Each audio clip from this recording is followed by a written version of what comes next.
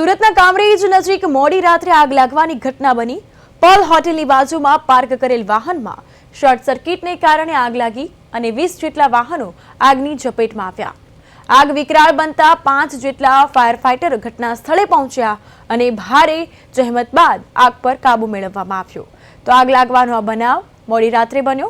આપ દ્રશ્યો જોઈ શકો છો ટીવી સ્ક્રીન પર કે આગે વિકરાળ સ્વરૂપ ધારણ કર્યું। સુરતના કામરેજ નજીક મોડી રાત્રે ભીષણ આગની ઘટના। દુકાન બહાર પાર્ક કરેલ વાહનમાં આગ લાગી। 2 કલાકની ભારે જહેમત બાદ આગ કાબૂમાં આવી હતી। વધુ વિગતો સાથે કિરણસિંહ ગોહિલ ફોન લાઈન પર જોડાઈ ગયા છે।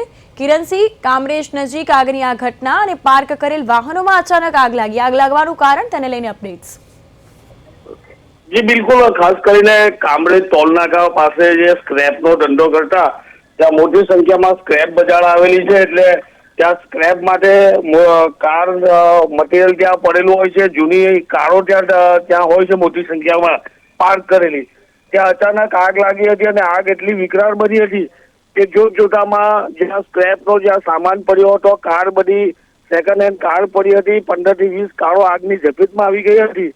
અને ત્યારબાદ સ્થાનિક પોલીસ, જિલ્લા ટ્રાફિક પોલીસ અને ફાયરની ટીમ ઘટના સ્થળે આવી હતી। 5 જેટલી ફાયરની ગાડી ઘટના સ્થળ પર આવી પાણીનો મારો ચલાવી આગ પર કાબુ મેળવ્યો છે।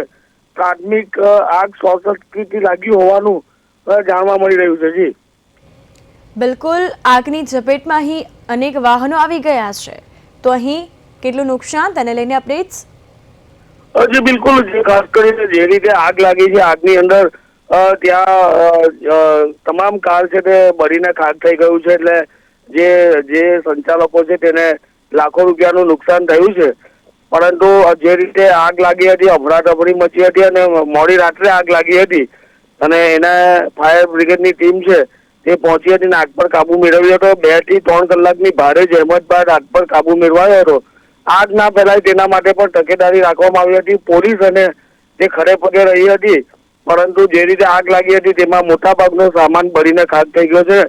જૂની સેકન્ડ હેન્ડ કાર બળીને ખાક થઈ ગઈ છે। લાખો રૂપિયાનું નુકસાન થયું છે। જી કિરણસિંહ, બિલકુલ મોડી રાત્રે આગ લાગવાની ઘટના બની અને ભારે જહેમત બાદ આગ પર કાબુ મેળવાયો છે।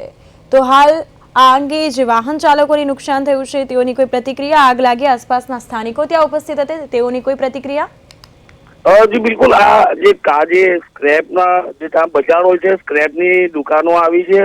એટલે કે પોતાના સ્ક્રેપમાં આવેલી જે બધી કાર હોય છે તો તે ત્યાં મૂકી હોય, પાર્ક કરી હોય છે। એટલે કે કોઈ માલિકો જે હોય છે તેઓની પાર્ક કરેલી કાર નથી, પણ સ્ક્રેપના ધંધામાં આવેલી કારો હોય છે। એટલે કે એ કારોમાં આગ લાગી છે એટલે નુકસાન થયું છે, પણ ત્યાં સ્ક્રેપનો બહુ મોટો જથ્થો છે અને ત્યાં સ્ક્રેપના બજારો આવેલા છે। ત્યાં કારના મટીરિયલ વેચવાનું, લે વેચનું કામ કરવું ને આ સ્ક્રેપમાં આવેલી બધી કારો હોય છે જૂની, તો તેમાં આગ લાગી હતી। જી બિલકુલ, માહિતી બદલ આભાર।